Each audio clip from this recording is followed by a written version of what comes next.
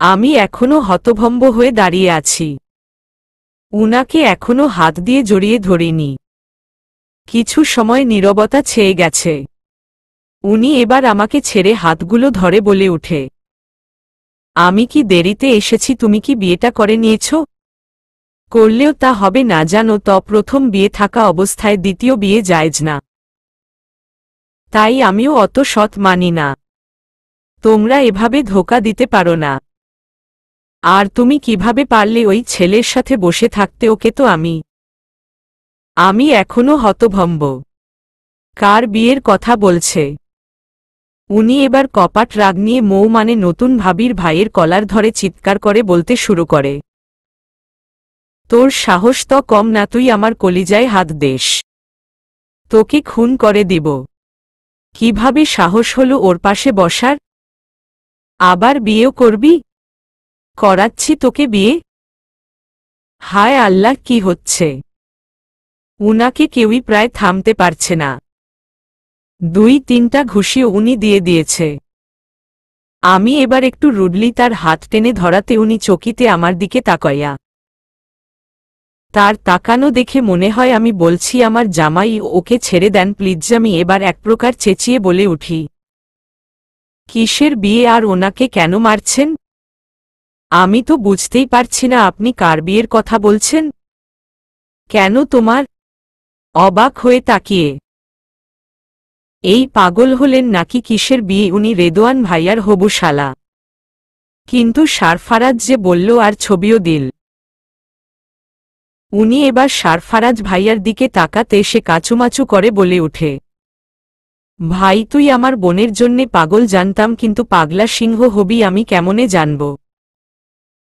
তোকে চেতাচে একটু মজা করে এসব বলেছিলাম। আর তুই বেচারা সব্বির ভাইয়ার কি অবস্থা করলি? উনি এমনই ওর পাশে বসেছিল। তুইও কল করেছিলি, তাই মজা করে তোকে একটু বাজিয়ে দেখতে চেয়েছিলাম, কিন্তু তুই যে শুধু নিজে বাজবি না, সাথে আমাদেরও 12টা বাজাবি, কিভাবে জানব বল? শালা তুই মজা করে এসব বললি, আর দেখ আমার কি অবস্থা। আর সরি মিশব্বির, আমি বুঝতে পারিনি, পুরাই মিস আন্ডারস্ট্যান্ডিং, সরি এগানার, তোকে পড়ে দেখছি। সবাইকে সরি। আসলে ওর ব্যাপারে আমি একটু সিরিয়াস, তাই এমনটা করে ফেলেছি। উনার মাথা চুলকিয়ে সরি বলা দেখে আমি প্রচণ্ড বিরক্ত। কিভাবে এত পাগলের মতো বিহেভ করতে পারে? আর এখন ভাবখানা এমন যে কিছুই হয় নাই। সবাই তাকে নিয়ে একবেলা হাসল, কিন্তু ওই পোলার মুখ ফ্যাকাশে হয়ে আছে। বোধ হয় মায়েরটা জোরেই পড়েছে। আমি আজমান ভাইয়ার কাছ ঘেঁষে বলে উঠি, এসব পাগলামি তো বুঝলাম, কিন্তু আপনার এমন ছিঁড়াবিড়া অবস্থা কেন? কিভাবে এত রক্ত ঝাড়ালেন? উনি মাথায় হাত দিয়ে বলে উঠে, আর বল না আয়ুজান, কি যে ব্যথা হচ্ছে। আহ দেখ দেখ, হাত ছিঁড়েছে, পাটাও ছিঁড়েছে, আর কপালও ফেটেছে। তোমার কি একটু মায়া লাগছে না? তোমার হ্যাজবেন্ড এভাবে ব্যথা পেল? তাই তো, আপনার ব্যথার হিস্ট্রি তো জানতে চাই, বলেন কিভাবে ব্যথা পেলেন? সে এক ভয়ঙ্কর ঘটনা। আবার কিং কিং মানে কেউ কলিং বেল চাপছে। কাজের মেয়েটা দরজা খুলে দিলে বার সবার চোখই দরজার দিকে, সবার মনে হচ্ছে একটা ঘূর্ণিঝড় এসেছে, যেহেতু আবার আসবে। সত্যিই এবার ভূমিকম্প এসে হাজির সবাইকে একবেলা। ফের অবাক করে এক ছেলে পুলিশকে নিয়ে হাজির। সে আজমান ভাইয়াকে দেখিয়ে চেঁচিয়ে বলে উঠে, এই সে চোর, যে আমার বাইক চুরি করে রাস্তা থেকে নিয়ে এসেছে। এই ছেলের কথা শুনে বসা থেকে আবার সবাই দাঁড়িয়ে পড়ল, সাথে আমিও। আজকে মনে হয় রেদোয়ান ভাইয়ার বিয়ে ভেঙেই পরিবেশ ঠান্ডা হবে। তা না হলে এমন ঘূর্ণিঝড়, ভূমিকম্প, সুনামি আসতেই থাকবে। উনি আরাম করে সোফার গায়ে শরীর এলিয়ে দিলেন। সবার চোখ তার দিকে। তার ভাবলেশহীন কাজকারবার আমার শরীরে জ্বালা ধরাচ্ছে। এসিপির চোখ আকাশে প্রায়। সে ভয়ঙ্করভাবে একবার আজমান ভাইয়ার দিকে তো একবার তার সাথের ছেলেটার দিকে তাকাচ্ছে। ছেলেটা বলে উঠে, আরে স্যার, এভাবে তাকিয়ে না থেকে চোরকে ধরেন। চুপ, ফাইজলামি পাইছ? উনি আজমান শেখ খুব ভালো ইঞ্জিনিয়ার। আমাদের নতুন থানার মেপ উনি ডিজাইন করেছে আর ফ্রিতে আমাদের মসজিদের ডিজাইনও করেছে। আরে ওনার নিজেরই টাকার অভাব নেই আর তুমি বলছো তোমার বাইক উনি চুরি করেছে? পাগল নাকি? ও ঠিকই বলছে, আমি আসলেই ওর বাইক নিয়ে এসেছি কিন্তু চুরি করিনি। ব্যাপারটা হলো কি, সারফারাজ বলেছে আয়ুর নাকি বিয়ে, প্রথমে বিশ্বাস করিনি কিন্তু ও ছবিও দিল। আর আমি তখন রাস্তায় হাঁটছিলাম তাই গাড়ি নিয়ে বের হইনি। শুনেই মাথা পাগলের মতো হয়ে গেছে, তাই সামনের বাইক পোড়ায় আমি নিয়ে চলে এসেছি। মাঝ পথে অ্যাক্সিডেন্টও হয়েছে তাই এই এমন অবস্থা আমার। যাই হোক ফিরিয়ে দিব যাওয়ার সময়, কিন্তু আগেই এসে হাজির হলো। তাই নিয়ে যাও তোমার চাবি। চাবি এগিয়ে দিতে দিতে বলে উঠল। সবাই হতভম্ব হয়ে তাকিয়ে আছে। আমি মাথায় চাপড় দিয়ে বসে পড়লাম তার পাশে। শেষে কিনা চোরও হলো উনি। এই ছেলে যে পাগল তা তো আগেই জানতাম, কিন্তু এ যে এত এত পাগলামি করবে এটা কেউই বুঝতে পারেনি, সাথে আমিও না। আমি এবার তার দিকে আহত চোখে তাকাতেই উনি দাঁত কেলিয়ে হেসে উঠে। আগে আমার শরীর জ্বলে যাচ্ছে। রাত 11টা বাজে, মায়ের রুমে এসেছি ঘুমাবো বলে। ঠিক তখনই ফোনটা কিরিং কিরিং করে উঠে। ফোন হাতে নিতেই ফোনের স্ক্রিনে আজমান ভাইয়ার নাম আর সাদা কালো ভ্রু কুচকানো ছবি ফুটে উঠেছে। ফোন রিসিভ করে কানে ধরতেই উনি বলে উঠে, ছাদে আসো। তারপর ফোন কাটাই লোক নিজের সাথে সাথে আমাকেও পাগল বানাবে বলে মনে হয়। জামাই পাগল, বউ না হলে কি হয়? দোলনার উপরে আজমান ভাইয়া পা ঝুলিয়ে বসে আছে আর আমি যত্নের সাথে তার মাথায় স্যাভলন লাগাচ্ছি। উনি মাঝে মাঝেই চোখমুখ কুঁচকে উঠছেন আর আমার মুখের দিকে তাকিয়ে আছে। চোখের পাতাও নড়ছে না। আমার ভয় হচ্ছে যদি উনি ব্যথা পায়, তাই ফু দিয়ে দিচ্ছি। উনি প্রতিটি ফুতে হালকা নড়ে উঠে চোখ বুজছেন। আবার তাকিয়ে থাকে। উনি এত রাতে এখানে এসেছে মাথা ব্যান্ডেজ করতে। অবাক করা ব্যাপার, সাথে কষ্টও লাগছে।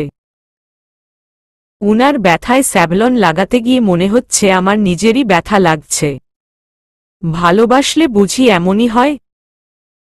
তার ব্যথাকে নিজের মনে হয়, তার কষ্টে নিজেরও কষ্ট হয়। হয়তো উনি গভীর গলায় বলে উঠে, তুমি কি রাগ করেছ আমার উপর? আমি কিন্তু ইচ্ছে করে এমন করিনি, সব সারফারাজের দোষ। আর তুমি তো জানো আমি তোমার ব্যাপারে প্রচণ্ড ভীরু। তোমাকে হারানোর ভয় আমাকে ক্রমশ তাড়া করে বেড়ায়। আমি নিজেও জানি না কেন এমন মনে হয়। সব সময় ভয় থাকি এই বুঝি তুমি হারিয়ে যাবে। তোমাকে ভালোবাসি এটা বলার আগে থেকেই এই ভয়। তখন মনে হতো তোমাকে বলে দিলে বা তুমি ভালোবাসলে এই ভয় কেটে যাবে, কিন্তু এখন মনে হয় ভয়টা আরও বেড়ে গেছে। তোমাকে ছাড়া আমি নিঃশ্বাস নিতে কষ্ট হয়, দম আটকে আসে। তোমাকে হারানোর কথা ভাবতেই আমার নিজেকে বড্ড পাগল পাগল লাগে। এত ভয় কেন পান? আমি তো আপনারই আছি, আপনার বউ, তোয়ালে বউ। বলেই হেসে দিলাম। তোমার খিলখিল হাসিতে আমি পাগলে হয়ে যাই। দেখো চাঁদও তোমাকে দেখে হাসছে, তবে তার চাইতে তোমার হাসিই বেশি সুন্দর। উনি হুট করেই আমাকে টেনে তার কোলে বসিয়ে ঘাড়ে মুখ গুজে বলে উঠে, তোমার চুলে মাতাল করা ঘ্রাণ আছে জানো কি, যা ক্রমশ ঘায়েল করে আমাকে। কাল আমরা চাঁদপুর যাব, জানেন আপনি? উনি আগের মতোই মুখগোজ অবস্থায় বলে উঠে, হুম। আপনার সাথে অনেক দিন দেখা হবে না, মন খারাপ করে বলেছিলাম। জবাবে উনি মুখ তুলে হাসতে শুরু করে। চাঁদের আলো তার মুখে এক মায়াবী নেশার সৃষ্টি করছে।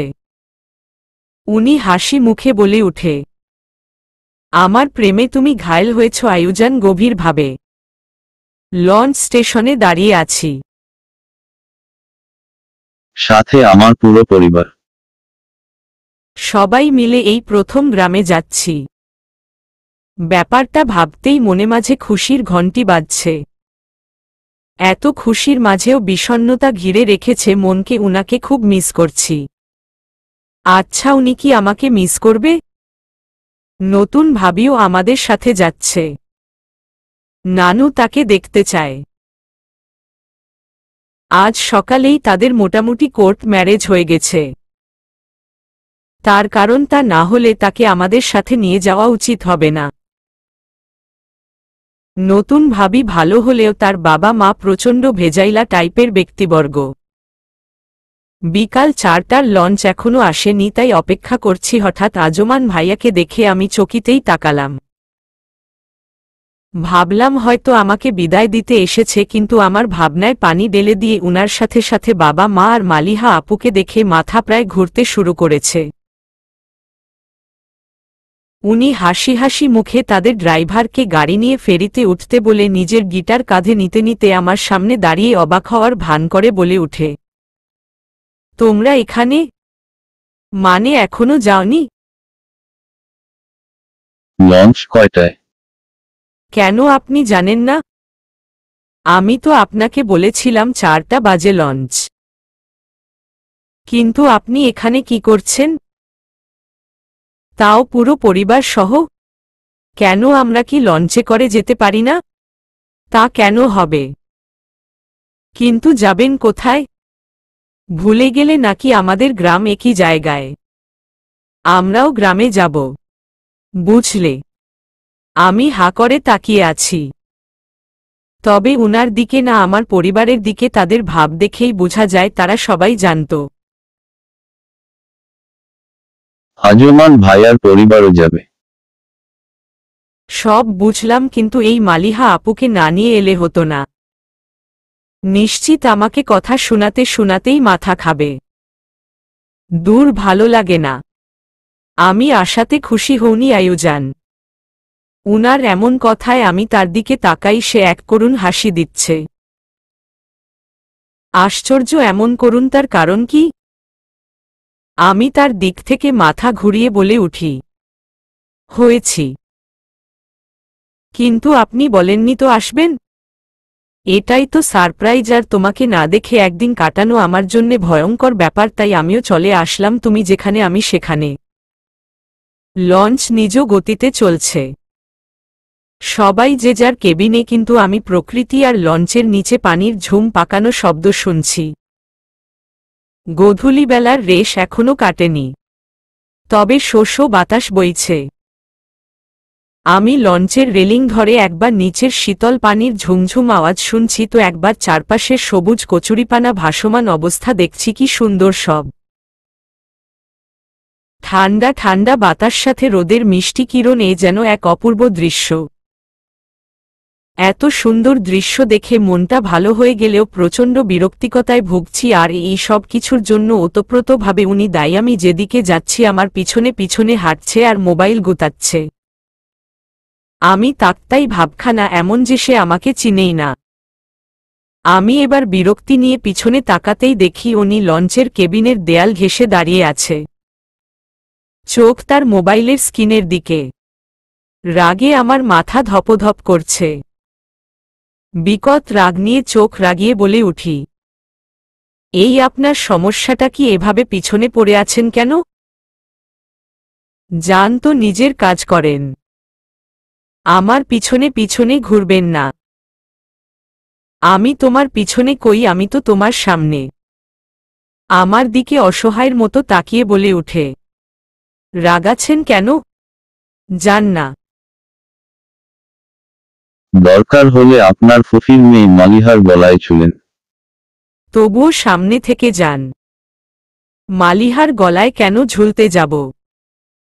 আর আমার কি হাত পা নেই নাকি যে ওর গলায় ঝুলতে হবে? আর আল্লাহ না করুক এমন কিছু হলে আমি নিজেই তোমার গলায় ঝুলে পড়ব। তোমাকে এত ভাবতে হবে না। তা কি করছো তুমি একা একা? একা কোথায় থাকতে দিলেন? আপনি নিজেই তো সাথে সাথে ঘুরে দোকা হয়ে আছেন। একা থাকতে দিবেন প্লিজজ? না, তা সম্ভব না। তুমি সাঁতার পার? মানে সুইমিং পার কিনা জিজ্ঞেস করছি। না, তপারি না। কিন্তু কেন বলেন তো? সুইমিং পার না, আর এভাবে বেসামালভাবে ঘুরে বেড়াচ্ছ। যদি একবার পড়ে যাও কি হবে জানো? ডুবে হওয়া হয়ে যাবে। আর আমি এত অল্প বয়সে সংসার না করে বাচ্চাদের বাবা না হয়ে বিধবা হতে পারবো না। আন্ডারস্ট্যান্ড বাচ্চা বউ? এবার তোমার যত খুশি ঘুরঘুর করো সাথে আমাকে নিয়ে। ইফতারে চা খাবে? না, খাবো না। আমি চা খাই না। রেগে যাচ্ছ কেন? চল একসাথে ঘুরে দেখি সব। তোমার সাথে সূর্য ডুবা দেখ হলো না এখন পর্যন্ত, চল আজ দেখব। বলেই সামনে ঘুরিয়ে পিছন থেকে জড়িয়ে বলে উঠে, দেখ কত সুন্দর পরিবেশ। সূর্য ডুবছে, তার লাল রশ্মিতে পানির রঙই পরিবর্তন হয়ে গেছে। আর বাতাসটা কত সুন্দর। এমন একটা পরিবেশে তোমাকে জড়িয়ে দাঁড়াতে পেরে তো আমার সত্যিই সব অসাধারণ লাগছে। তুমি সারাটা জীবন আমার সাথে এভাবেই থাকবে প্লিজজ। সত্যিই পরিবেশটা এখন আগের চাইতেও সুন্দর লাগছে। তা আর কতক্ষণ রোম্যান্স করবি ভাই, এবার ছাড় আমার বোনরে আর চল ইফতার করতে। সারফারাজ ভাইয়ার কথায় উনি আমাকে ছেড়ে হাত ধরে হাঁটা দিলেন। সবার সাথে টুকটাক ইফতার করে আবার লঞ্চ ঘুরে দেখছি। দিলও যাচ্ছে আমাদের সাথে, তারও গ্রাম দেখার শখ। লঞ্চে উঠেই সে এক ঘুম দিয়েছে। বেচারি রোজা রেখে কাহিল, রোজা রাখলেই তার এমন হয়, কিন্তু আল্লাহর অশেষ রহমতে সে সব রোজাই রাখে। আমি আর দিলরেলিং ঘেঁষে গল্পে মেতেছি। কিছুক্ষণের মধ্যেই আমাদের মাঝে ঝুলন্ত ডঙ্গি এসে হাজির, মানে মালিহা আপু এসেই করলার মতো মুখ দিয়ে তিতা কথা শুরু। তো তোমরা এখানে? তোমাদের খুঁজতে খুঁজতে আমি প্রায় টায়ার্ড। ও তাই নাকি? তো এত যখন টায়ার্ড যান ঘুমাম। আমাদের সাথে থেকে আপনার কোনো লাভ হবে না মিশ্র ঝুলন্ত ডঙ্গি। কি? সেই দিলেরও মুখ দিয়ে কথা এভাবে পুস করে বেরিয়ে যাচ্ছে কেন? এখন তো এই চিৎকারে লঞ্চ কাপা কাপা করবে। ওপস। আমি দিলের হাত ধরে কেটে পড়ার আগেই আজমান ভাইয়া আর সারফারাজ ভাইয়া হাজির। মালিহা আপু তো এবার নেকা নেকা করে বলে উঠে, দেখ আজমান, এরা আমাকে ঝুলন্ত ডঙ্গি বলে ডাকছে। কিছু বল এদের, তা না হলে মাকে বলে দিব তুমি আমার একদম দেখাশোনা করনি। হুম, আল্লাহ, এই মেয়ের ডং দেখে আমার তো মরে যাই টাইপের অবস্থা। আজমান ভাইয়া বিড়বিড় করে বলে উঠে, তুই তো আসলেই ঝুলন্ত ডঙ্গি। তার এমন কথা শুনে আমি নিজের হাসি কন্ট্রোল করতে পারলাম না, হু হা করে হেসে উঠলাম। উনি চোখ বাঁকিয়ে চুপ করতে বললেন। যেহেতু বিড়বিড় করে বলেছে আমি পাশে থাকায় শুনতে পেয়েছি, কিন্তু মালিহা আপু শুনতে পায়নি, তাই একটু হা করেই তাকিয়েছিল। কথা ঘুরাতে আজমান ভাইয়া বলে উঠে, তা শালা সারফারাজ, কবে বিয়ে করছিস? আগে তোরটা হবে তারপর। কিন্তু ওর তো বউ ঠিককরা নেই, তোমার তো আছে। আগে তোমারই বিয়ে করা উচিত সারফারাজ ভাই। মালিহা আপুর এমন কথায় চোখ বাঁকিয়ে আবার পিরিয়ে নিয়ে উনি বলে উঠে, তোকে কে বলেছে আমার বউ ঠিক করা নেই? শুধু বউ ঠিক না, বিয়েও করা শেষ। আর অনুষ্ঠান না হয় কিছু দিন পরেই করব। শালা তুই আগে বিয়া কর। বুঝলি? হুম, বুঝলাম। মালিহা আপুর মুখ দেখার মতো ভয়ঙ্কর রক্তিম হয়ে আছে। এখান থেকে যাওয়াই মঙ্গল। চাঁদ রাত, চাঁদের কিরণ আমার চোখে মুখে আছড়ে পড়ছে। আমি দাঁড়িয়ে আছি লঞ্চের মাথায়। লঞ্চটা খুব বড়, দেখতে জাহাজের মতোই। আমার তো নিজেকে রোজ মনে হচ্ছে টাইটানিকের রোজ যেমন দাঁড়িয়ে থাকে, হাতগুলো জাহাজের ঘিরিলের উপর রেখে আমি একইভাবে দাঁড়িয়ে আছি। লঞ্চে তেমন ভিড় নেই, আর রাত বেশি হওয়া সবাই ঘুমে তলিয়ে গেছে। রাত 12টা প্রায় বাজে। আজমনা ভাইয়া কিছু সময় থেকে লাপাতা, তাকে খুঁজে পাওয়া যাচ্ছে না। মানে আমার চোখে সে পড়ছে না বেশ কিছু সময় থেকে। এখন কোনো কোলাহল নেই, শুধু পানির সোস ও শব্দ আর ইঞ্জিনের আওয়াজ। বাতাসটা শরীর জুড়ানো টাইপের। মজার ব্যাপার হলো মালিহা আপু রেগে মেগে আগুন হয়ে আছে আর নেকামি করে বাবা মার কাছেও বিচার দিয়েছে, কিন্তু তাদের ভাবখানা এমন যে উনি আসলেই ঝুলন্ত ডঙ্গি, আমি একদৃষ্টিতে চাঁদ দেখছি। এখন হয়তো উনাকে পাশে দেখতে চাচ্ছি, কিন্তু শ্বেত গায়েব। প্রথম থেকেই কত কেয়ারি কেয়ারি ভাব দেখাচ্ছিল, আর এখন পুরাই গায়ে বাড়ে। এখনো পড়ে যাওয়ার ভয় আছে নাকি? ঠান্ডা দুজোড়া হাত পিছন থেকে জড়িয়ে নিয়েছে আমায়। বুঝতে পেরেছি উনি একটু আদুরে গলায় বলে উঠে, এখানে কি করছো আয়ুষোনা? নাচানাচি করছি। আপনি চাইলে করতে পারেন। কি করবেন? আরে এত সুন্দর মুমেন্টে আর যাই হোক নাচানাচি বেমানান। এখন তো অন্য কিছু মানানসই, কি বল? তা কি মানানসই বলেন শুনি? ফিসফিসিয়ে বলে উঠে, রোম্যান্স। এই আপনার মুখে অলটাইম লুচু টাইপের কথাবার্তা কেন শুনি? দিনে দিনে ইমরান হাশমির মতো হয়ে যাচ্ছেন। দূরে যান। তাই নাকি? যেহেতু ইমরান হাশমি বলেছ, তাহলে তো তার একটু মান সম্মান রাখার মতো কাজ করি। কি বলচুমাচুমি দিমু নাকি? ছি। এমনভাবে ছি বলছো মনে হয় আমি ড্রেন থেকে উঠে আসা আবর্জনা। একটা ইন্টারেস্টিং জিনিস দেখবা? কি? হাতগুলো প্রজাপতির ডানার মতো প্রসারিত কর। টাইটানিক দেখেছ? হুম, ঠিক একইভাবে। মানে রোজ যেভাবে হাত মেলে দাঁড়িয়েছিল, আমি তার দিকে ঘুরে তাকাতেই বলে উঠে, আরে বাবা, আমি জেকের মতো অত লুচুও না, পাবলিক প্লেসে আর যাই করি ওর মতো চুমু খাবো না। তুমি হাত প্রসারিত করো আর চোখ বুজে থাকো, দেখবে খুব সুন্দর একটা মিষ্টি ঘ্রাণ নাকে আসবে আর কানে মধুর কলকলানি পানির সাউন্ড। দুটো মিশে এক অদ্ভুত নেশা লাগানো অনুভূতির জানান দিবে। মনে হবে দুজনেই পানিতে ভাসছি। তার কথায় আমি নিঃশব্দে হাসলাম। তারপরে হাত প্রসারিত করে বাড়িয়ে দিলাম। সে আমার কোমর জড়িয়ে হেজাবে মুখ গুজে দাঁড়িয়েছে। উনার গরম নিঃশ্বাস হেজাব ভেদ করে আমার ঘাড়ে আছড়ে পড়ছে। দুজনেই চোখ বুজে আছি। সত্যিই এক অদ্ভুত অদৃশ্য নেশার বসবাস এই পানির গন্ধে। আমি চোখ খুলে হালকা ঘাড় ঘুরিয়ে দেখি উনি এখনো চোখ বুজে আছে। কোমরটা আরো জড়িয়ে বলে উঠে, ডিস্টার্ব করছো কেন? আমাকে দেখা হলে সামনে দেখো। দিন দিন তুমিও আমি পাগলি হয়ে যাচ্ছ আয়োজন। উনার এমন কথা শুনে আমি লজ্জায় মুখ ফিরিয়ে চাঁদ দেখায় মনোযোগ দিলাম। চাঁদটাও আজ মেঘে ডেকে আছে অর্ধেক। চাঁদের উপর কালো মেঘের আনাগোনা। ঠিক মালিহা আপুর চাহনির মতো। যেমন করে সে কেবিনের পাশে দাঁড়িয়ে লাল চোখে দেখছে। চাঁদ আবার সব মেঘ কাটিয়ে নিজের উজ্জ্বল রং দিয়ে পানির উপরে আলো ফেলছে। সে আলোয় আমাদের প্রতিচ্ছবি দেখা যাচ্ছে। একজন ছেলে কোমর জড়িয়ে কাঁধে মাথা দিয়ে তার প্রিয়সীকে জড়িয়ে দাঁড়িয়ে আছে।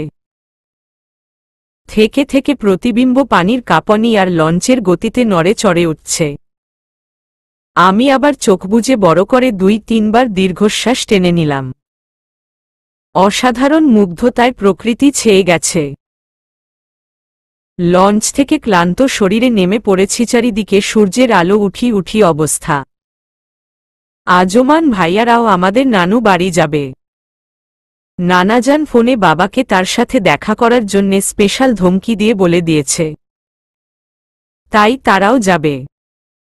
সাদা রঙের গাড়ির সাথে কালো শার্ট পরিহিত একজন ছেলে দাঁড়িয়ে আছে। দেখে আর যাই হোক ড্রাইভার মনে হচ্ছে না। হাতে সানগ্লাস ঝুলাতে ঝুলাতে আমাদের সামনে দাঁড়াতেই মামা পিঠে চাপড় মেরে বলে উঠে, হেই ইয়াংম্যান, কেমন আছো? ছেলেটা সালাম দিয়ে মুচকি হেসে বলে উঠে, ভালো মামা। মামা তার সাথে আমাদের পরিচয় পালা শুরু করে। ছেলেটার নাম সাগর। আম্মুদের নাকি কোনো চাচার ছেলে। দেখতে তো মাশাআল্লাহ, ইঞ্জিনিয়ার নাকি গ্রামে বেড়াতে এসেছে? ঢাকায় থাকে।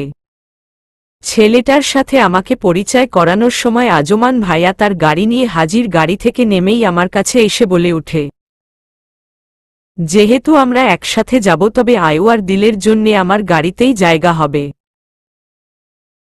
ওদের বরং আমার গাড়িতেই নিয়ে যাই, আর তুমি তো একটুও ঘুমাওনি, চল গাড়িতে বসো। উনি কথা বলতে বলতেই সামনে তাকিয়ে ভয়ঙ্কর কিছু দেখেছে টাইপের চোখ করে তাকিয়ে আছে। আর ওই সাগর নামের ছেলেটাও একটা ঝাটকা খেয়েছে টাইপের অবস্থা। দুজনেই দুজনের দিকে তাকিয়ে আছে। তাদের দেখে মনে হচ্ছে ধিংথানানা টুনটা দিলে মনে হয় এখন সেই হইতো। ধিংথানানা টুনের ইতি টেনেছে ওই সাগর নামের ছেলেটা। সে এগিয়ে এসে আজমান ভাইয়াকে জড়িয়ে ধরে বলে উঠে, দোস্ত কেমন আছস? ভালো। তুই এখানে কেন? আরে ওনারা আমাদের আত্মীয়, তাই তাদের নিতে এসেছি। কিন্তু তুই এখানে কেন? তোকে বুয়েটের ক্যাম্পাসে আর দেখাই যায় না। এখন নাকি আইবিএতে কোর্স করছিস? তা কেমন চলছে সব?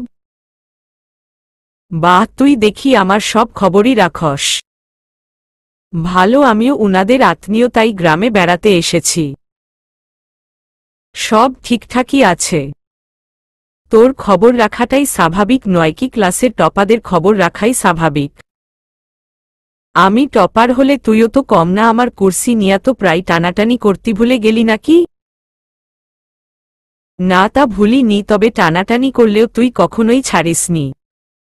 আরে সারফারাজও তো আছে দেখছি। সারফারাজ ভাইয়ার সাথে কোলাকুলি করে বকবক শুরু করল।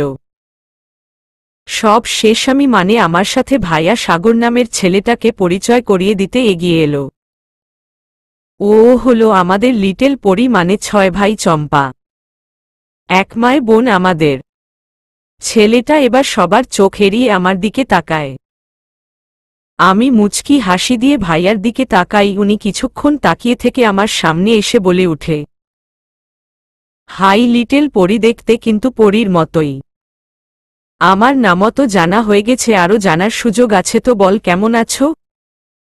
তার কথা শুনে আমি যতটাই স্বাভাবিক ছিলাম, কিন্তু আজমান ভাইয়া আমার হাত চেপে ধরায় আমি প্রচণ্ডভাবে অবাক হলাম। উনার চেহারা দেখার মতো, এত রেগে যাওয়ার মতো কি হয়েছে বুঝতে পারছি না। আজবুনি খুব শক্ত করে আমার হাত ধরে আছে, মনে হচ্ছে ছেড়ে দিলেই আমি পালিয়ে যাব। আমি ছোট করে জবাব দিলাম, ভালো। আজমান ভাইয়া আর কথা বাড়াতে না দিয়ে বলে উঠে, সবাই খুব টায়ার্ড, তাই যাওয়া উচিত, আয়ু আমার সাথেই যাবে। চল। উনি এক প্রকার হাত টেনে সবার সামনে থেকে আমাকে নিয়ে হাঁটা দিল গাড়ির কাছে, এসে দরজা খুলে বসিয়ে দিল আর বলে উঠে, বসে থাক। মেয়েরা হিংসুটে হয় জানি, কিন্তু এই আজমান ভাইয়ারে না দেখলে তো জান হতো না। ছেলেরা এর চাইতেও ভয়ঙ্কর হিংসায় মাতে। বাড়ির সামনে বিশাল গেট, দুই পাশেই লাল টকটকে কৃষ্ণচূড়ার গাছ। গাছের নিচটাও লাল হয়ে গেছে কৃষ্ণচূড়ার লাল পাপড়ির কারণে। গেটের ভিতরে ঢুকেই বুঝতে পারছি কত সুন্দর বাড়িটা। সামনে উঁচু দেয়াল বিশিষ্ট একটি বিল্ডিং আছে, সামনে বড় উঠান। ঈষস কি সুন্দর সব, আমি তো এখানেই থেকে যাব।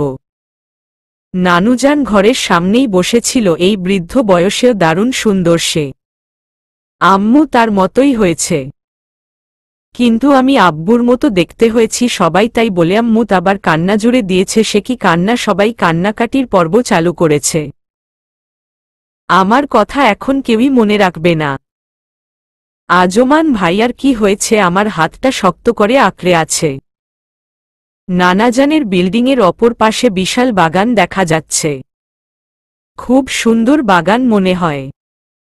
এখানে নানা নানু, 2টা কাজের লোক আর দারোয়ান থাকে। কাজের লোক হবে না, দুজনেই মহিলা। আমরা ভিতরে গিয়ে একটু অবাক হলাম, পুরাতন আমলের ডুপ্লেক্স বাড়ি। বেশ সুন্দর বাড়ি। আমার সাথে প্রথমেই নানার পরিচয় হলো। উনি এগিয়ে এসে বলে, তা এই মেয়েকে তোমরা কোথায় কুড়িয়ে পেলে? কথাটা শোনার সাথে সাথে ঠোঁটগুলো উল্টে কান্না চলে এল। আমার নানাজান এমন হবে ভাবতেই পারিনি। উনি আমাকে চিনতেই পারল না। আমার চোখে পানি চিকচিক করছে, কান আর নাক লাল হয়ে এসেছে। আমি প্রায় কেঁদেই বলে উঠলাম, এভাবে বলতে পারলেন নানাজান, আমি তো আপনার নতুন বউ। আমার চেহারা দেখে আর কথা শুনে সবাই হুহা করে হেসে উঠলেন, সাথে নানাজানও হাসতে হাসতে জড়িয়ে ধরে বলে উঠে, এত দিনে একটা বিউটিফুল বউ পেলাম। তাহেরা তোমার চাইতেও হাজার গুণে সুন্দর, বুঝলে? আর দেখ কত সুন্দর পুতুল পুতুল। আমার তো এখন একটা কবিতা শোনাতে ইচ্ছে করছে বলি। আমার নাতিন রূপ সুন্দরী রাস্তা দিয়ে যায়, রোদে করে ঝিলিকমিলিক, আমার নাতনিকে অপ্সরীর মতো দেখা যায়। সবাই হেসে উঠল, আবার সাথে আমিও। আল্লাহ পৃথিবীতে অনেক কিছু সৃষ্টি করেছে, তার সৃষ্টি সবকিছু সুন্দর। এত সুন্দর সৃষ্টির মাঝে সবচাইতে সুন্দর হল পরিবার। এনাদের না পেলে আমার জানাই হতো না এই মহান বাক্যটি। নানাজান আর আম্মুর কান্না থামছেই না, আর আব্বু তো নানাজানের পায়ের কাছেই বসে আছে। হয়তো তার নিজেরও মেয়ে আছে, তাই সেও বাবার কষ্ট বুঝতে পারছে। পরিবারের সবাইকে একসাথে দেখে আপনা আপনি চোখে পানি চলে এসেছে। আজমান ভাইয়া আমার কানের কাছে এসে ফিসফিসিয়ে বলে উঠে, কি পাষাণ, তুমি কিভাবে পারলে আমার সতীন বানাতে? বল কিভাবে? সন্ধ্যার পরে ছাদে দেখতে চাই, এই অপরাধের বিরাট শাস্তি হবে। আবার হেসে দিলাম তার কথায়। উনি চোখ মেরে সামনে গিয়ে নানাজানের সামনে গিয়ে বলে উঠে, এই যে বুড়া নানাজান, এবার সাইড দেন তো, কখন থেকেই দেখছি বসে আছে আর কান্না করছেন। এই বয়সে এসে এত সুন্দর বউ পেয়েছেন, কোথায় একটু খুশিতে নাচানাচি করবেন, তা না কেঁদে চলেছেন। সরেন তো, বলেই নানাজানের গা ঘেঁষে বসে পড়েন। আমি একটু অবাক হয়েই তাকিয়ে আছি। নানাজান হতভম্ব চোখে তাকিয়ে বলে উঠে, তুমি ওর ছেলে? বাবাকে ইশারা দিয়ে দেখিয়ে। কেন, আপনার সন্দেহ হচ্ছে নাকি? এই এখন এই বুড়া বয়সে এসে বলবেন না যে ডিএনএ টেস্ট করাতে? কেমন লাগবে না? ভ্রু তুলে বলে উঠে, এত বড় হয়ে গেছ, একদম বাবার মতোই হয়েছ। জড়িয়ে ধরে বলে উঠে, তা আপনি কি বলতে চান ছোটই থাকব নাকি? আরে বিয়ে শাদি করতে তো বড় হওয়া লাগেই, আর আমি তো ছোট থেকেই বড়। আমার দিকে তাকিয়ে, আমি হলাম বাপকা বেটা, তাই বাবার মতোই হয়েছি। নানাজানও হেসে দিলেন। সবার মুখেই হাসি হাসি ভাব। আমিও মুচকি হেসে পাশে তাকাতেই সাগর নামের ছেলেটাকে দেয়াল ঘেঁষে আমার দিকে তাকিয়ে থাকতে দেখে আবার চোখ ফিরিয়ে নিলাম। উনি আমার পাশে দাঁড়িয়ে বলে উঠে, পরিবারের সবাই একসাথে খুব সুন্দর লাগছে না? খুব। লিটল পরি কিসে পড়? আইবিএতে। আর আপনি? আমি একটা কোম্পানিতে আর্কিটেক্ট হিসেবে আছি। কোনো সেমিস্টারে আছো? ফার্স্ট ইয়ারে। আরে বাস, তুমি তো একদম পিচ্ছি। এই মোটেও পিচ্ছি বলবেন না। 18+, কিন্তু আমিয়াকে দেখি সেই পিচ্ছি পিচ্ছি বলে, এমনকি আমার বেস্টুও আমারে পিচ্ছি বাচ্চা বলে। কেমন দা লাগে শুনতে বলেন? আমাকে কি দেখতে বাচ্চাদের মতো নাকি? মোটেও না, ভুল হয়ে গেছে, শরিয়ার ভুলেও পিচ্ছি বলবো না বুড়ি। তার কথায় চোখ বাঁকিয়ে তাকাতেই সে হাসতে হাসতে বাহিরে চলে গেলেন। ঝগড়া হচ্ছে? আমি কিন্তু করছি না, করছে ভাইয়ারা। আর তাদের ঝগড়ার করণ কিন্তু আমি কোনো রুমে ঘুমালে ভালো হবে, তারা এটা নিয়েই ঝগড়া করছে। ভাবা যায় না, মোটেও ভাবা যায় না। অবশেষে সবার ঝগড়াকে এড়িয়ে আমার জায়গা হয়েছে ছাদে, সিঁড়ির পাশের 2 রুম আগের একটা রুমে। রুম আগেই পরিষ্কার করা ছিল। রুমের সাথে বিস্তর বারান্দা, যেখান থেকে খুব সুন্দর প্রকৃতির দৃশ্য দেখা যায়। কিন্তু একটাই সমস্যা, আমার বারান্দার সাথে পাশের রুমের বারান্দা অ্যাটাচ করা। যদিও সবাই পরিবারের লোক, তবুও কেমন জানি লাগছে। ভাইয়ারাও বারান্দায় আসবে, আমিও কেমন জানি লজ্জা লজ্জা লাগে। শত হোক তারা তো বড়। আমি শাওয়ার নিয়ে একটু বিছানায় গা এলিয়ে দিতেই ঘুমেরা হানা দিয়ে এসে হাজির। আমি ঘুমে তলিয়ে গেলাম। পা টিপে টিপে ছাদের সিঁড়ি বেয়ে উপরে উঠছি। বুকের ভিতর ধুকপুকানি বেড়েই চলেছে। বুঝি না উনার কাছে গেলেই এমন অবস্থা হয়। ছাদের দরজাটা ভিড়ানো ছিল। হালকা ঠেলে ভিতরে ঢুকতেই সামনের দৃশ্য দেখে বুকের মাঝে চিনচিন ব্যথা হচ্ছে। চোখ জোড়াও বড্ড জ্বালা করছে। মনে হচ্ছে এখনই একরাশ বৃষ্টি অঝরে ঝরে পড়বে। কিছু শব্দ কানে আসতেই গাটা জলে পুড়ে যাচ্ছে। আমি তোমাকে ভালোবাসি আজমান। শালি, এ জীবনে কি আমার জামাই ছাড়া তোদের ভালোবাসার আর মানুষ নাই? সবার নজরই আমার জামাইয়ের দিকে। আর কচুর জামাই কি দুঃখী ভঙ্গি নিয়ে কাঁধে হাত দিয়ে সান্ত্বনা দিচ্ছে। আর ওই শাকচুন্নি মালিহা কেঁদে কেটে সাগর মহাসাগর বানিয়ে ফেলেছে। আশ্চর্য! দেখ, এভাবে কাদার কিছু নেই। কিভাবে বলতে পারো তুমি এটা আজমান? আমি তোমাকে সেই ছোটবেলা থেকে ভালোবাসি, তুমি একবারও বুঝার চেষ্টা করছো না। কেন রে, তোরে বুঝার ঠেকা নিয়ে রেখেছে বুঝি আমার জামাই? এত বুঝে কি করবে? আর আজমান না, তোরে তো পড়ে দেখমু, তোর এত কিসের দরদরে? এই মেয়ে কেঁদে কেটে ফালাফালা হয়ে যাক, দরকার হলে সাগর বানাক, মহাসাগরে ভাসুক, তোর কিরে শালায়। মন ভাব যেন জীবন আটকে আছে, আবার হাত বুলিয়ে সান্ত্বনাও দিচ্ছে। দেখ, মন তো চাচ্ছে এই হাতটাই ভেঙে গুঁড়ো গুঁড়ো করে কফির সাথে মিশিয়ে চিনি ছাড়াই গিলে ফেলি, খাচ্চোর একটা। দেখ মালিহা, আমি অনেক আগে থেকে আর একজনের হয়ে গেছি। সেই ছাড়া আমার জীবনে আর কিছুই নেই। আমি শুধু তাকেই চাইই, আমার প্রথম দেখা ভালোবাসা। ওকে ছাড়া তো আমি কিছুই ভাবতে পারি না। আমিও তো তোমাকে ছাড়া কিছুই ভাবতে পারি না। তুমি ও আমার প্রথম ভালোবাসা। তবে কেন আমারটা কেন হবে না বল, প্লিজজ বল। হায় আল্লাহ, আমি তো শেষ। আমার জামাইয়ের গলায় এই ঝুলন্ত ডঙি সত্যিই ঝুলে পড়বে, আমি ভাবতেও পারিনি। আর খাটাস ক্যারেক্টারলেস হাজবেন্ড, ওরে এইভাবে জড়িয়ে ধরার কি আছে? খাটাসটারে লাথি দিয়ে উখান্ডা পাঠাতে মন চাইতাছে। বিরক্তির লিমিট থাকে, আমার তো সব লিমিট ক্রস হয়ে গেছে। মাথা ধাপধাপ করে গরম হচ্ছে, সাথে যন্ত্রণার আগমন। মাথা ছিঁড়ে যাচ্ছে। এদের নেকামি দেখে নিজের চুল নিজেরই ছিঁড়তে ইচ্ছে করছে। কিন্তু নিজেরটা কেন ছিঁড়ব? ছিঁড়লে এদেরগুলো ছিঁড়ব। দেখ মালিহা, গায়ের উপর এভাবে ঝাঁপিয়ে পড়ার মানে হয় না। দূরে যা একটু, তারপর বল। দেখ, তোকে বুঝাতে বুঝাতে আমি প্রায় টায়ার্ড। আমি এই জীবনে একজনকেই ভালোবাসি, আর সে হলো আয়ু। ও ছাড়া কেউ ছিল না, আর কেউ আসবেও না। ওকে ছাড়া আমার বাঁচা মুশকিল। এবার বল, আমি কিভাবে নিজের জীবন ঝুঁকিতে ফেলি? ঠিক আছে, তবে আমিও তোমাকে ছাড়া বাঁচব না।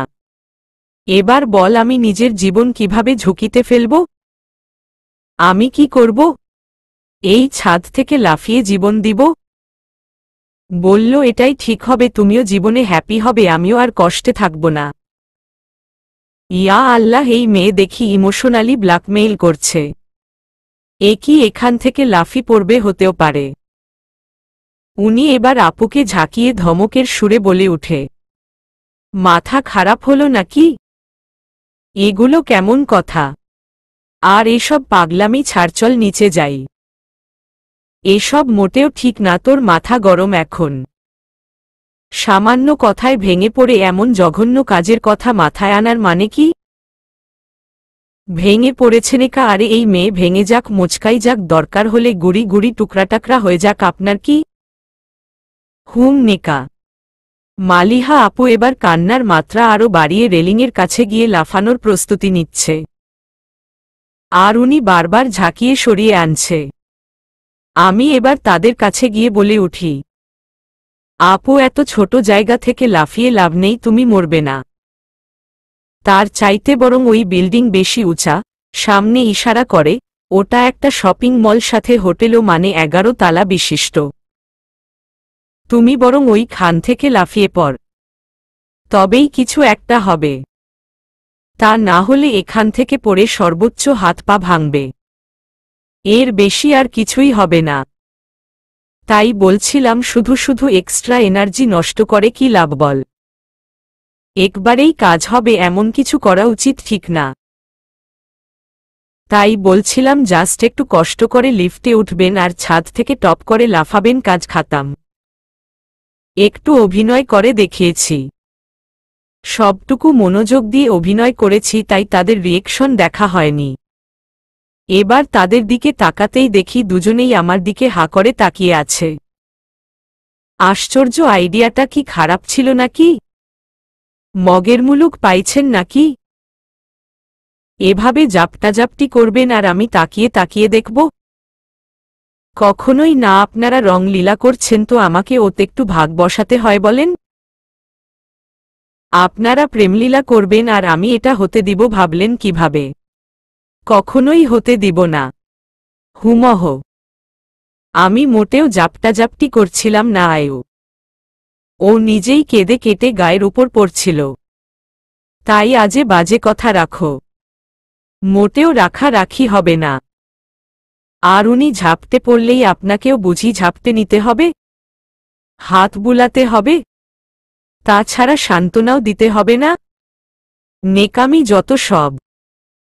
দেখ, ইচ্ছে করে মোটেও ওকে জড়িয়ে ধরিনি। ও নিজেই বারবার এমনভাবে জাপটে পড়ছিল, আমি সামলাতে না পেরেই এমনটা করতাম। তাই নাকি? কিন্তু আমি তো দেখেছি আপনি সান্ত্বনা পুরস্কার দিচ্ছিলেন নিজের ছোঁয়া দিয়ে। মনে হচ্ছে শিশুকে ললিপপ দিচ্ছেন কান্না থামানোর জন্যে। মাইড ইউর ল্যাঙ্গুয়েজ আয়ু। এগুলো কেমন কথা ছিহহ, তুমি ছাড়া কাউকেই আমি ওভাবে ছুঁয়েও দেখি না। By the way, you jealous আয়ুজান? অবশ্যই জেলাস। এমনকি এই জেলাসির অগুনে আমি জলে পুড়ে যাচ্ছি। জেলাসিটাই কি স্বাভাবিক নয়? অবশ্যই এটা স্বাভাবিক। আপনি একেত আমার হাজবেন্ড, তার উপর প্রথম ক্রাশ, সাথে এখন ভালোবাসাটাও উড়ে এসে জুড়ে বসেছে। এখন বলেন, আমার কি জেলাস হওয়া উচিত নয়? অবশ্যই উচিত, 100% উচিত। মেয়েরা আর যাই হোক হাজবেন্ডের ভাগ কখনো দিতে চায় না। আর এখানে জোরাজোরি হচ্ছে। উনি এবার কোমরে হাত দিয়ে হেসে উঠে। তার হাসি দেখে আমার রাগ আরও শতগুণে বেড়ে গেছে। বিরক্তি আর রাগ নিয়ে এবার হাঁটা দিলাম। পিছনে ঘুরতেই উনি হাত চেপে ধরে বলে উঠে, ওর বাবা নাই, ওর কিছু হলে ফুফির কি হবে? আর ফুফি ওর দায়িত্ব আসার সময় আমার কাছে দিয়েছে। একজন মামাতো ভাই হিসেবে ওর দেখাশোনা করা আমার দায়িত্ব। আর ওকে বুঝানোর ইচ্ছা আমার কখনোই ছিল না, কিন্তু কিছু করার নেই। দায়িত্ব নিয়েছি বলেই এত বুঝানো। ওর কিছু হলে ফুফিকে কি জবাব দিব বল? তাই একটু বুঝিয়ে নেওয়ার চেষ্টা করছিলাম। কিন্তু এই মেয়ে যা গায়ে পড়া টাইপের, ও হ। তবে তুমি আসাতে আমাকে এক প্রকার বাঁচালে। কি ভয়ঙ্কর মেয়ে ও, আমি দূরে দূরেই থাকতে চাই। বাপরে, কেমন চিপকু টাইপের। বলেই উনি একটা নিঃশ্বাস নিল। যাই হোক, তোমার এভাবে বলা উচিত হয়নি।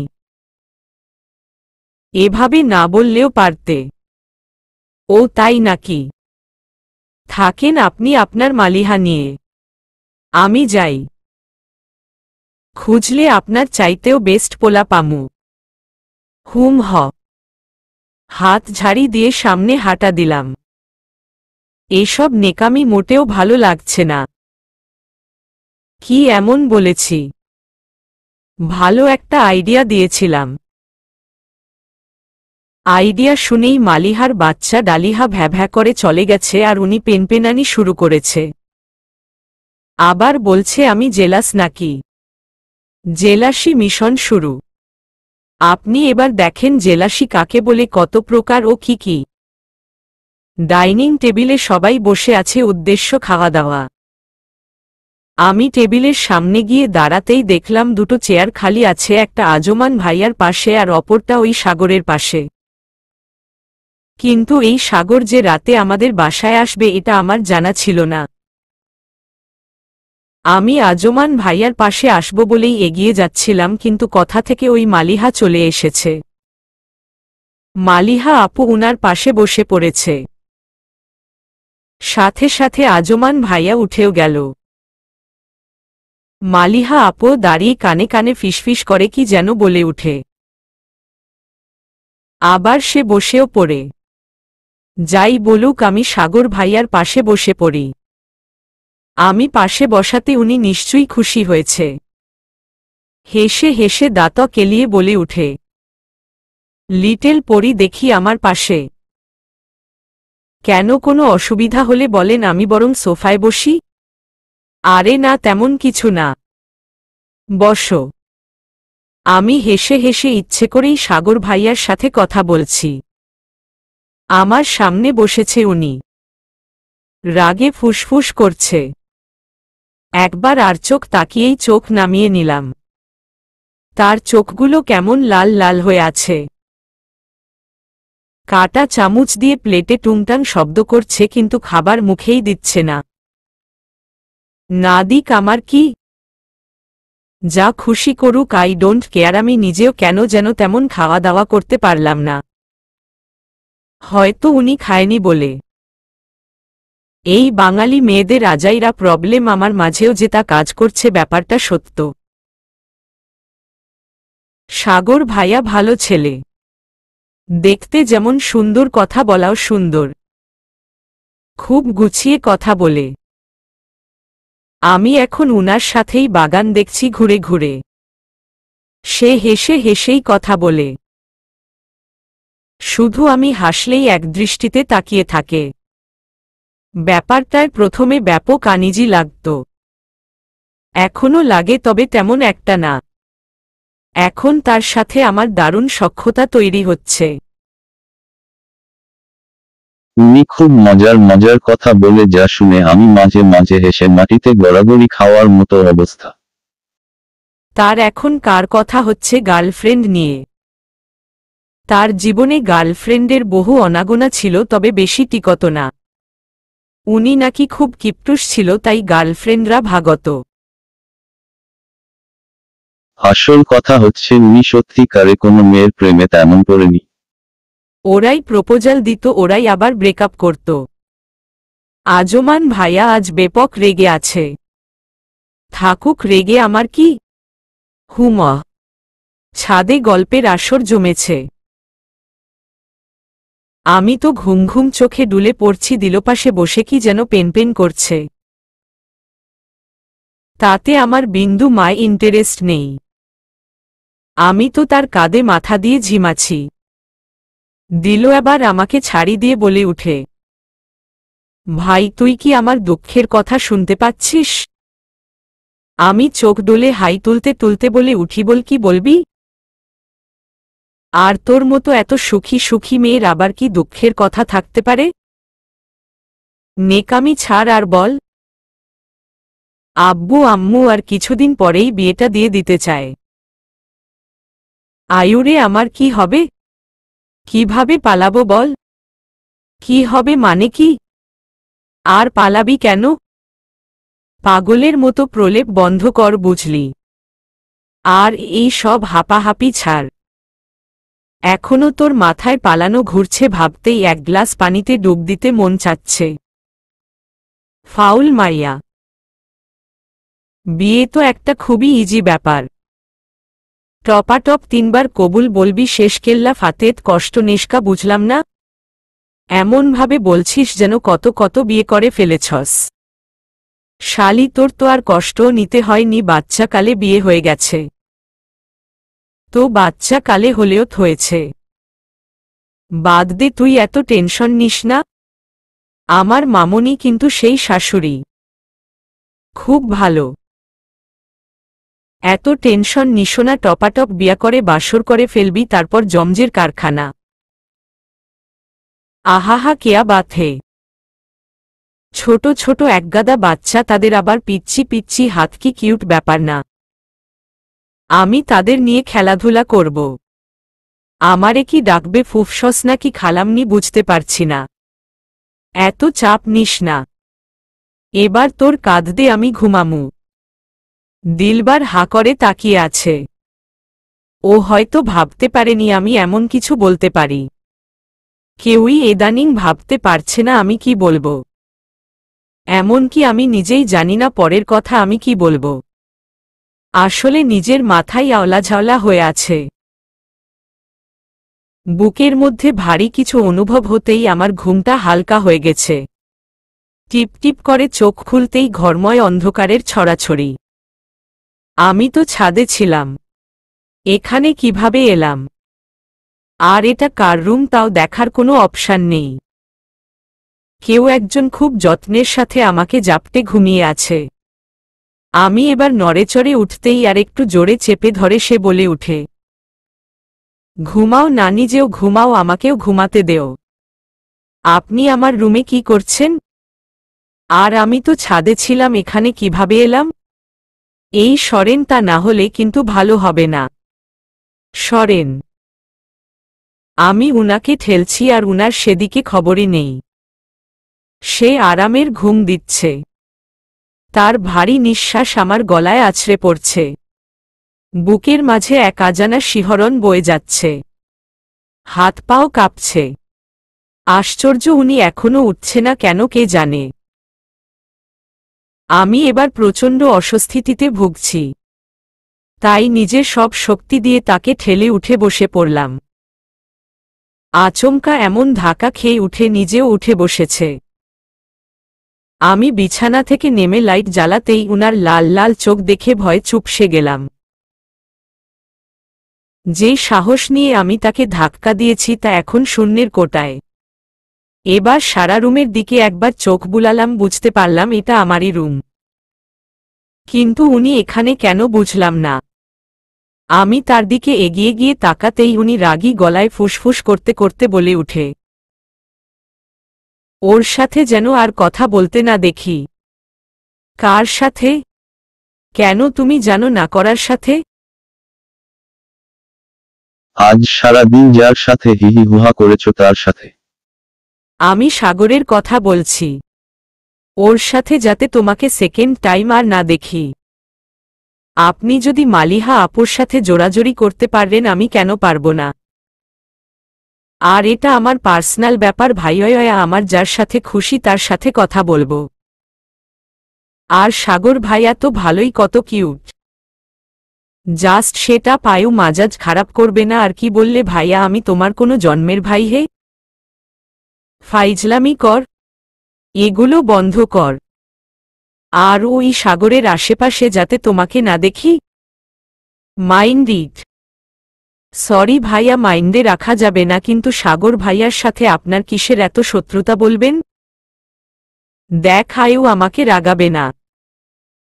এমনেতেই মাথা রাগে ফেটে যাচ্ছে, আর যদি একবার ভাইয়া টাইয়া ডাকতো আমি কি করব জানি না। আর আমি একবার বলেছি সাগর থেকে দূরে থাকবে মানে থাকবে, তা না হলে আমার ভয়ঙ্কর রূপ দেখবে বলে দিলাম। এখন ঘুমাও। সরি ভাইয়া, আমি আপনার কথা রাখতে পারবো না। আপনি হলেন আমার ভাইয়া আর আমার বাচ্চার মামা, হিহি। উনি রাগে লাল হয়ে গেছে, ভাগাই অতি উত্তম। আগে থেকেই দরজা খুলে রেখেছি, তাই দিলাম এক ভৌ দৌড়। চলবে।